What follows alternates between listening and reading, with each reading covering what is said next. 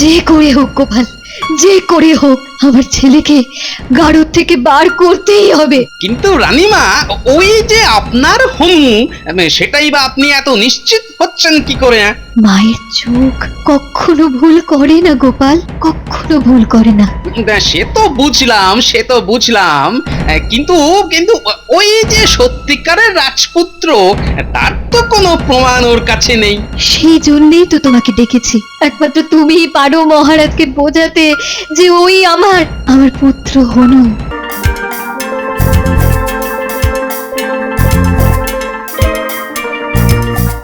কি সেলাই করছো গো বাবা এত যত্ন করে? মহারাজের ছেলে আসছে না বারাণসী থেকে, তো তার জন্য পোশাক তৈরির আদেশ দিয়েছেন তিনি। ও, তো কবে আসছে মহারাজের ছেলে? আজই তো আসার কথা, তাই তো এত তাড়াহুড়ো করছি, বুঝতে পারছিস না?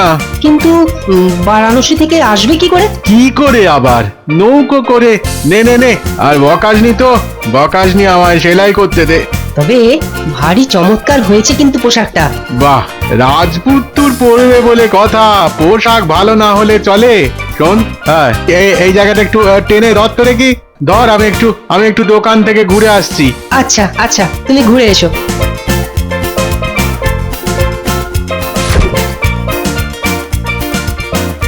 বাহ, দারুণ পোশাক তো, আর গায়েও মানিয়েছে আমায়। ওহ, আমি যদি রাজপুত্র হতাম।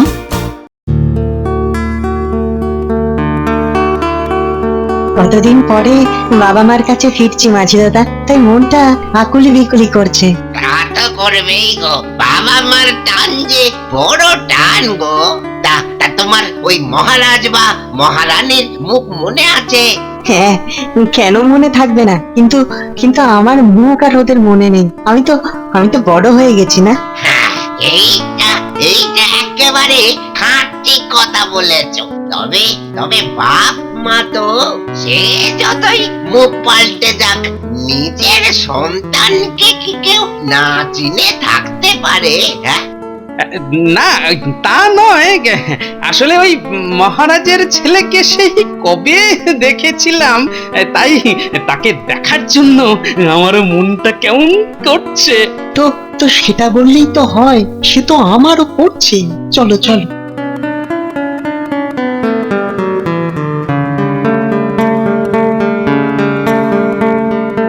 ওই তো নৌকাটা এসে গেছে, এবার যাই, যদি কপালটা খোলে।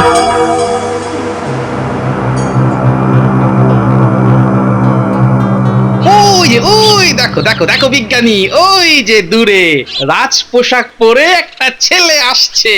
তাই তো, তাহলে কি আমরা দেরি করে ফেললাম? দেখেছো দেখেছো, সেই জন্যই তো তখন থেকে তাড়া লাগাচ্ছিলাম তোমাকে। কিন্তু ওই যে রাজপুত্র, সেটা বুঝলে কি করে?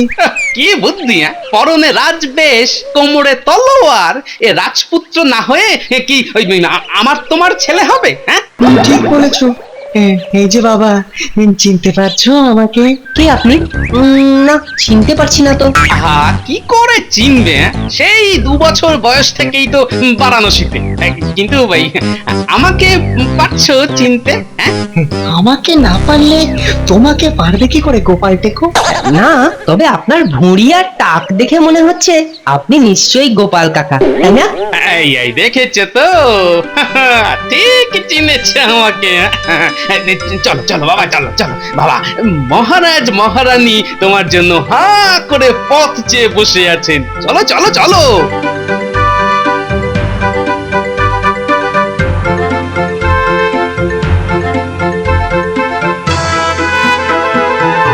কোথায় আমার ছেলে, কোথায় বাবা হনু?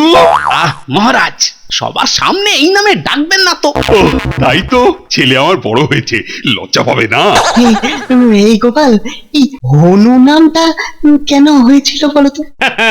ছোটবেলায় মহারাজের ছেলে উঠতে বসতে শুধু হনুমানের মতো লাফ দিত, তাই তাই এখন এসব কথা নয়, চুপ, একদম চুপ। কোথায় কোথায় বাবা শুক্লচন্দ্র, আমার ছেলে?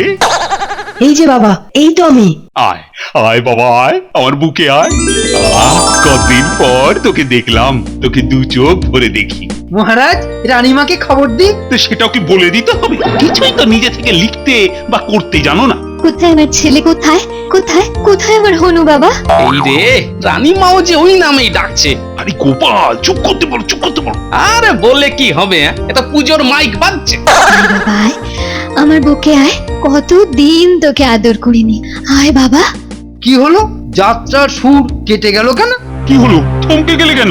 একে একে এ এ আমার ছেলে নয়। কি বলছো কি? ঠিকই বলছি, এ আমার ছেলে নয়, এ অন্য কারো ছেলে, অন্য কারো। ও হো হো হো হো, তাহলে এবার যাত্রায় নতুন মুখ? আরে কি পাগলের মতো কথা বলছো? ঠিকই বলছি আমি, ঠিকই বলছি মহারাজ। আচ্ছা, সেই 2 বছর বয়সের না না মানে ওই শুক্লচন্দ্রের মুখ তুমি এখনো মনে রেখেছো? ছেলের মুখ কি মায়ের কাছে কখনো পুরনো হয়? কখনো না, কখনো না। কিন্তু আচ্ছা ফ্যাসাদে পড়ে গেল। আমি মন্ত্রী, আরে কি করা যাবে এখন? না মানে বলে না দিলে কি লিখবো? মানে মানে কি করব মহারাজ?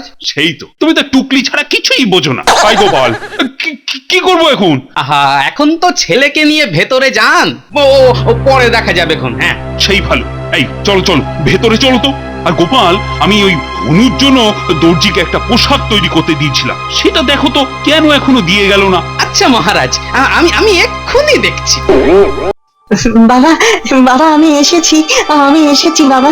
বাবা, এই যে দেখছি যাত্রা থামছেই না, আবার নতুন চৈত্র, পুরো একেবারে জমে কি। এই আবার কি?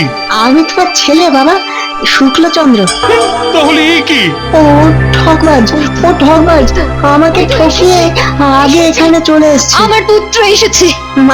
মা গো, আমার জগৎ জননী মা, কতদিন পরে তোমাকে দেখলাম মা। হে গোপাল, এটা হচ্ছেটা কি শুনি? আপাতত দধিকর্মা চেটে পুটে খেয়ে যাও। কি আর কি হচ্ছে? তুমি আমার ছেলে, কোথায় কোথায় তোমার তলোয়ার কোথায়?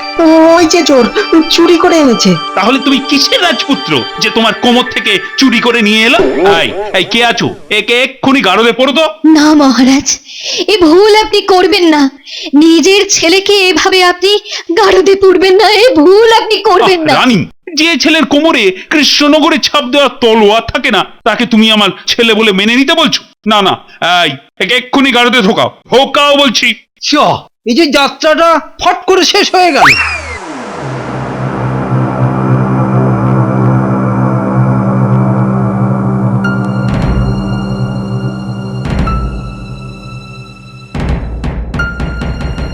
যে করে হোক গোপাল, যে করে হোক আমার ছেলেকে গাড়ুর থেকে বার করতেই হবে। কিন্তু রানীমা, ওই যে আপনার হনু, সেটাই বা আপনি এত নিশ্চিত হচ্ছেন কি করে?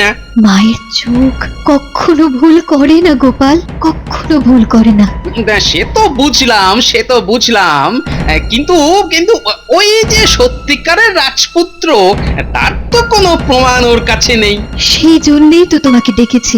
একমাত্র তুমিই পারো মহারাজকে বোঝাতে যে ওই আমার পুত্র হনু। দেখি, চেষ্টা করে দেখি।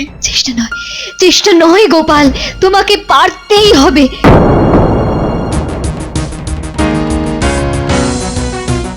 এ কি গো, মাথায় হাত দিয়ে বসে আছো কেন? আর কেন, মহারাজের ছেলে কত বছর পরে আসছে, তার জন্য কত শখ করে মহারাজ একটা পোশাক তৈরি করতে দিয়েছিলেন।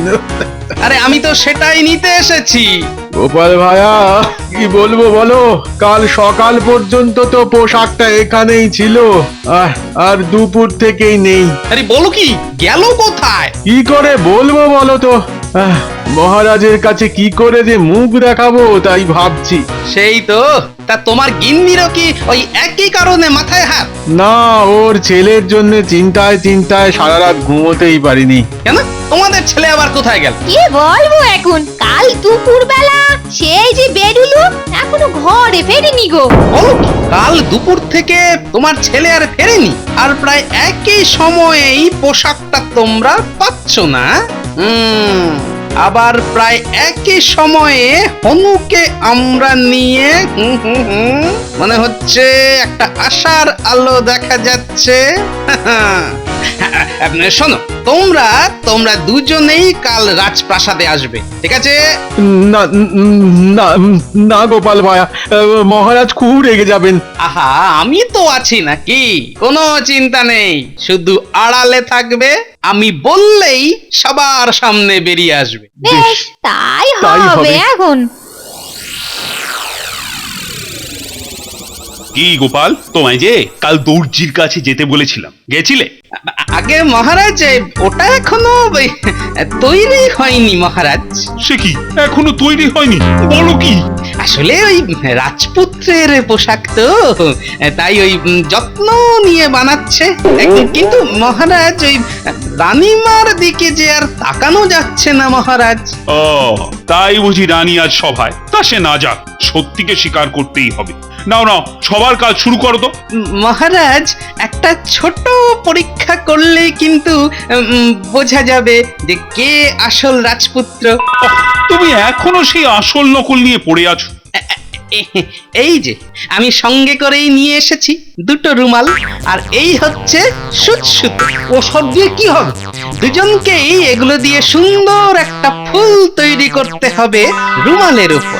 যে সব থেকে সুন্দর করতে পারবে সেই হবে আপনার আসল রাজপুত্র, আর তাকে আপনি আর মহারানী দুজনেই মেনে নেবেন।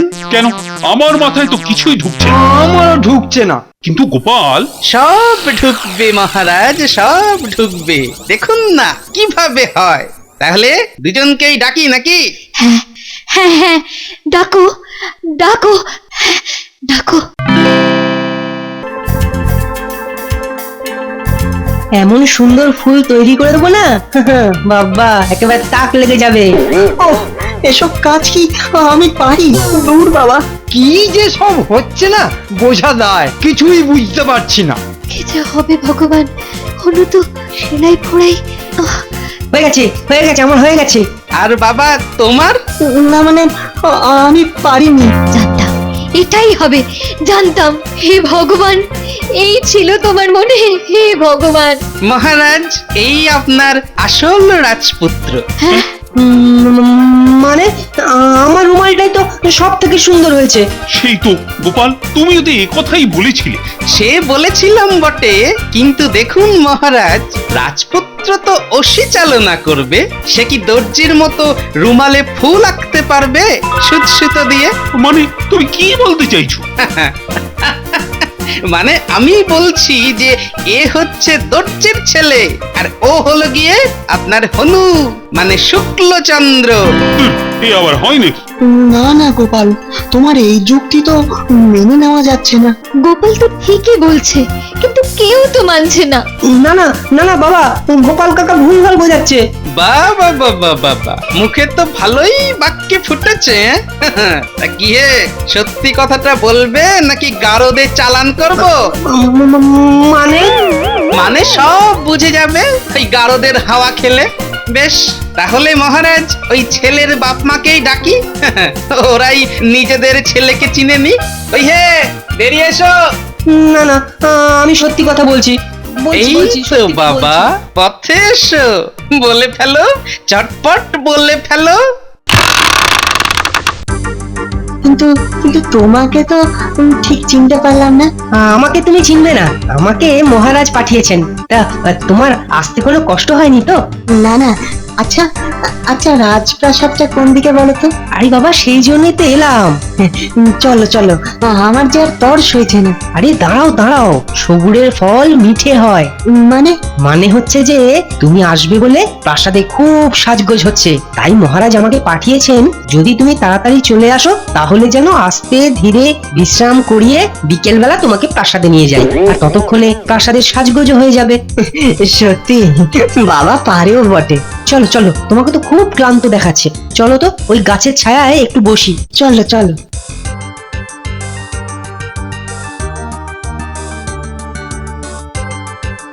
আচ্ছা একটা কথা বলো না, এতদিন বাদে ফিরছো, মহারাজ তোমাকে চিনবে কি করে? আরে বাবা, এই তলোয়ারটায় বাবার ছাপ মারা আছে, এটাকে দেখলেই এই নাও এই নাও, এই একটু জল খাও। দাও। আহ আহ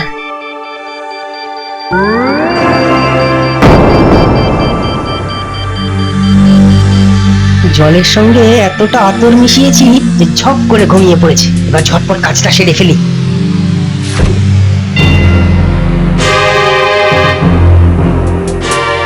এবার তলোয়ারটা কোমরে গুজি। ব্যাস, এবার দেখি কে চেনে কে আসল রাজপুত্র আর কে নকল। বাবা তোর মাথায় কি ভূত চেপেছিল রে? মাফ করে যে দিন তুই মহারাজ। রাজপুত্র সাজতে ও গেছিলি? তো এত কিছু না বুঝেই কাজটা করে ফেলেছে মহারাজ। সে কি গল্পটা তাহলে সত্যি?